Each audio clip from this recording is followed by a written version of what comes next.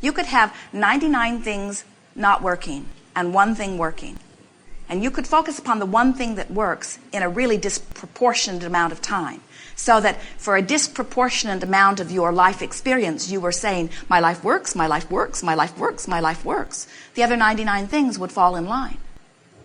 Or you could have 99 things working, one thing not working. Focus on the thing that isn't working. Beat the drum of that. Join groups about it. Talk about it really often. Get all the books on it. Activate it profoundly in your experience and let it be the representative of the vibration that is you.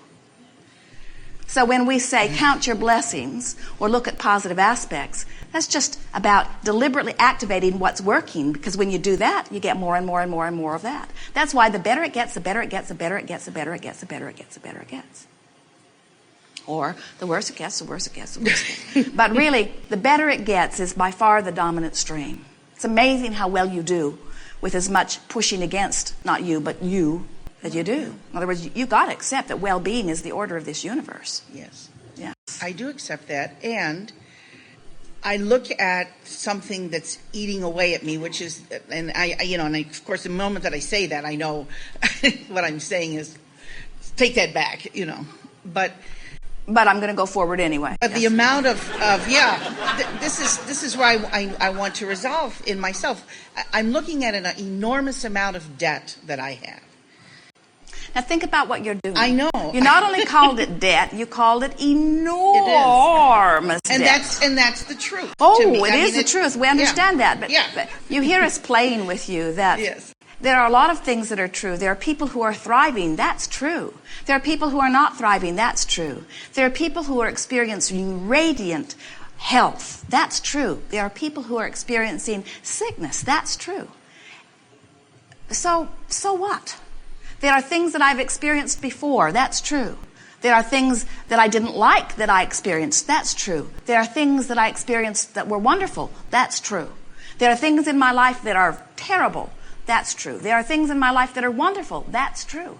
So what? There are things I like to eat. There are things I don't like to eat. There are colors I like. There are colors I don't like. In other words, let's not debate whether it is or whether it isn't, because anything that anybody has ever thought is somewhere in someone's experience. Instead, let's talk about what you want to activate in your experience. Just because something is true doesn't mean you want to activate it in your experience. And just because you have lived it doesn't mean you want to activate it again. And just because you are living it doesn't mean you want to keep living it. Right. Ooh, that was really good. Did you get that? Yes, it was. So why will I keep beating the drum of this thing I do not want? It's like saying, universe, I don't want it. Give me some more. Universe, I don't want it. Give me some more. I haven't yelled uncle yet. Keep giving it to me. Keep giving it. No, I haven't reached my threshold of not being able to bear it yet. I can endure more. I can endure more. I can endure more. I can endure more. Unfortunately, some of you come to breaking points where you say, no more, and you sort of give up. And in that moment, things start getting better for you. But you could start doing it right now by saying, no point in talking about and activating the vibration of not enough. Why not look at the aspects where there is enough and let that be the dominant vibration that I'm offering? So let us offer you some words here. And it is our plan to help you find the path of least resistance. So just sit and relax and play with us. There's no right or wrong in this. And we'll throw some sentences out, and you choose which of the sentences not is true, but which of the sentences feels like the path of least resistance to you. Which of the sentence feels the best to you as you hear it? I'm experiencing enormous debt from which I see no easy way out. I have enormous debt, but I'll find a way out of it. Number 2. Not a great deal of difference, but it was slightly softer. Sure. And from where you are, that might have even been a bigger jump than you're willing to make, but we went for it anyway. I know the potential for more income is there for me. I just haven't been able to figure out how to get it flowing. I'm looking forward to more income flowing into my experience. Yes, that. Subtle difference, but there is a difference, isn't there? Oh, yes. No matter how hard I try, I keep ending up in essentially the same place. No effort is ever wasted because I'm gaining clarity along the way. Yes. Even though I think I'm getting further ahead by the decisions that I'm making, when I analyze it, I really have not made any strides forward. In fact, I'm in bigger debt than ever before. I probably shouldn't make this debt issue the basis of my feeling of success. Yes. All companies who thrive are debt-free.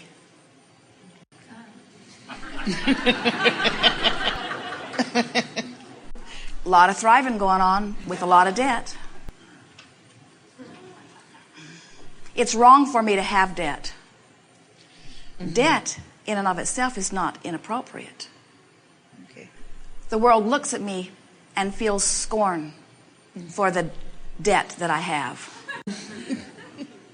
You've The been world- reading my mail. The world understands debt. Yes. Those who I owe are giving me a very hard time about the debt. Those who I owe will be pleased as they receive payment. I should turn this all around right now. I shouldn't have let it get this far. I'll turn it around bit by bit, and the journey will be great fun. Yes. Now, the thing that we're wanting to point out to you here is that nothing changed with your debt. And we know that if someone swooped in and gave you $1 million or whatever, that for a day or two you'd feel great. In other words, we know that there is relief. When you hit yourself over the head with a hammer, there is always relief when you stop. And we understand that if the debt would just evaporate, that you think that you would feel some relief. Esther has been very diligently pulling the figures together to give to the accountant for income taxes. And while her accountant has not called her yet, saying, if you don't get it to me today, we will not have enough time, Esther could feel that it was time and there was urgency within it. And so she applied herself very deliberately and completed it yesterday and put it in the FedEx envelope and sent it off. And as they dropped it in the FedEx box, Esther stood there expecting a rainbow to appear or music to sing down from the heavens. She thought her heart would jump with joy. She thought that the relief would be palpable. And she just sort of stood there and she said to Jerry, nothing. I didn't get anything. And Jerry said, what do you mean? Esther said, I thought I would feel huge feeling of relief. And we say, she was enjoying the process in a different way this year. In other words, she was not hitting herself over the head with a hammer this year as she has before. In other words, she did a better job of segment intending. She said, this is what I will do today, and she did her best to do each part. She did not let the big, unfinished thing loom in the way that she often has. She took it more in bite-sized pieces and actually enjoyed the journey, actually came up with clear ways of doing it, and is sure about what she has done than ever before, and left a traceable track about everything that was done in a better way than ever before. In other words, she was actually feeling quite invigorated. She was feeling very smart of herself, that she was able to figure it out, and she even wrote a new little program that made it easier as she went along the way. In other words, it was actually a much more fulfilling experience than Esther would ever want to admit that it was. In other words, it was something that gave her something to think about. It took her mind off other things. She was proud of the way that the staff and everyone had interacted with it. She was pleased with the processes and how it all fit together. She was actually pleased with the results. She was pleased that they had paid the estimated taxes appropriately. In other words, everything about it felt good. And as she stood there expecting to feel huge relief and didn't find it, we say to her, maybe this was not the struggle that it has been before. And that's what we're wanting to say to all of you about all of these things. Don't find a way to make these things that you've been defining as a struggle not a struggle. Find a way to say, this is just something that I'm doing. This is my campaign for becoming debt-free. And no one's ever enjoyed a campaign of becoming debt-free who wasn't really under enormous debt. In other words, make a game of it. Make fun of it. See it as the process. We promise you that you never get it done. And don't let someone else's opinion of where you stand taint your opinion of where you stand. Continue to remind yourself that you are a very good person and that you always do what you say you're going to do and that you mean well and you always choose what is most appropriate from your perspective and that you mean to do the best for everyone and that you don't want to leave anyone holding the bag. In other words, keep reminding yourself that you are a stable, solid person, and as you keep activating that within you, you will find yourself having fun in the process of diminishing this debt. Now, a game that we have offered, and those who have followed it have found great success in this game. Get a columnar pad and make your lists of monthly expenditures, not overall debt. Don't take the whole of the debt, even in any category. Just take the monthly expenditures and spread them across this columnar pad with the largest monthly outgo on the further left column and the smallest one on the further right column. So whatever is the biggest monthly payment, put it there. Even if you're behind, don't think about what is behind. Just think about the monthly promise, the monthly obligation, and put them in columns across your page. And then look at the one that is the smallest one, no matter what it is. If it's $100 or $20, it does not matter what the smallest one is. And say to yourself as you look across your columns, these are my promises, and I always keep my promises, and it feels good to keep my promises, and I intend to keep my promises. In other words, bring yourself into alignment, because we don't think you would feel good under any other circumstance from what we feel from you. And then look at the smallest one and say to yourself, and not only do I keep my promises, but in some cases I do even more than is promised. And when that smallest column comes due, pay it twice. In other words, pay it more than once. And then you begin to build on that. Not only do I do what I said I would do, in some cases I do more than I said that I would do. Now sometimes people will say, well, Abraham, it seems a little silly that I would double that payment when I can't even make that payment. And we say, there is a vibrational thing that begins to happen when you begin to play this game, because what you're doing is you're watching your columns disappear. It is our promise to you that as you work on that smaller one and that smaller one, before you know it, you'll have fewer columns across your page. And then it becomes a game of, oh, I can't wait for the bills to come. I can't wait for the bills to come because I want to see where I'm at. You get your bills out, you look in relationship to the column, it becomes a game. The debt becomes a game worth playing rather than something that you've been avoiding and something that you haven't wanted to think about.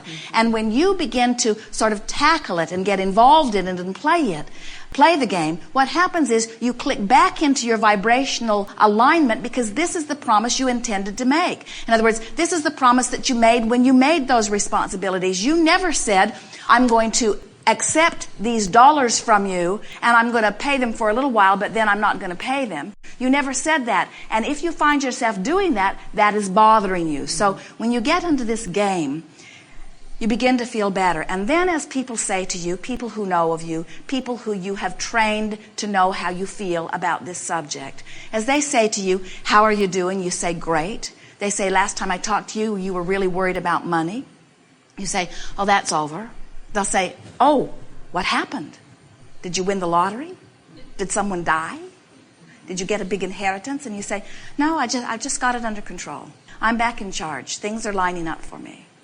You just begin practicing that. Things are lining up for me. No, I've got a plan. It's all working out.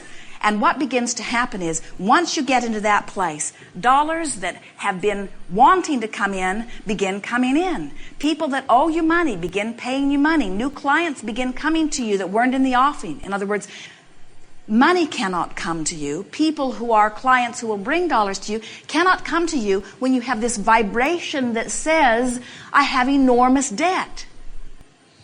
You get that? Yes. So just relax, be playful about it, and play the game. And when you're not playing the game, do your best not to think about it. Or when you're not playing the game, think about playing the game. Or when you find yourself worrying about debt, instead play the game. It is our promise to you, if you take the time to lay everything out on the table, write it all down in columns, sort of get everything organized, even though you do not right now have the ability to pay, your plan to pay will bring the money. Your plan to pay will bring the money. Because this is a new attraction. I want to play this game.